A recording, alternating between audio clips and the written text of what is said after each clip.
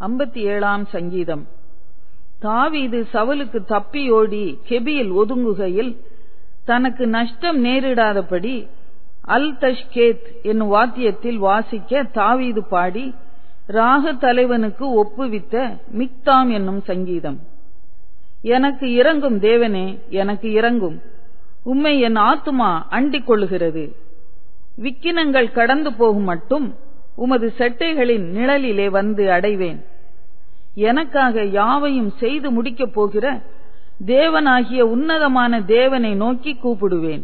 என்னை விழுங்க பார்க்கிறவன் என்னை நிந்திக்கையில் அவர் பரலோகத்திலிருந்து ஒத்தாசை அனுப்பி என்னை ரட்சிப்பார். சேலா. தேவன் தமது கிருபையையும் தமது சத்தியத்தையும் அனுப்புவார்.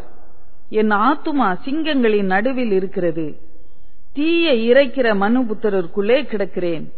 அவர்கள் பற்கள் ஈட்டிகளும் அம்புகளும் அவர்கள் நாவு கருக்கான பட்டயமுமாயிருக்கிறது.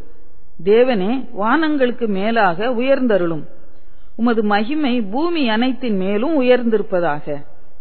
என் கால்களுக்கு கண்ணியை வைத்திருக்கிறார்கள். என் ஆத்துமா தொய்ந்து போயிற்று.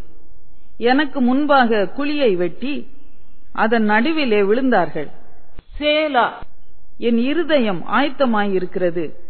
தேவனே, என் இருதயம் ஆயத்தமாயிருக்கிறது. நான் பாடி கீர்த்தனம் பண்ணுவேன்.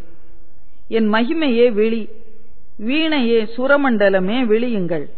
அதிகாலையில் விழித்துக் கொள்வேன். ஆண்டவரே, ஜனங்களுக்குள்ளே உம்மை துதிப்பேன். ஜாதிகளுக்குள்ளே உம்மை கீர்த்தனம் பண்ணுவேன். உமது கிருபை வான பரியந்தமும் உமது சத்தியம் மேக மண்டலங்கள் பரியந்தமும் எட்டுகிறது. தேவனே, வானங்களுக்கு மேலாக உயர்ந்தருளும். உமது மகிமை பூமி அனைத்தின் மேலும் உயர்ந்திருப்பதாக.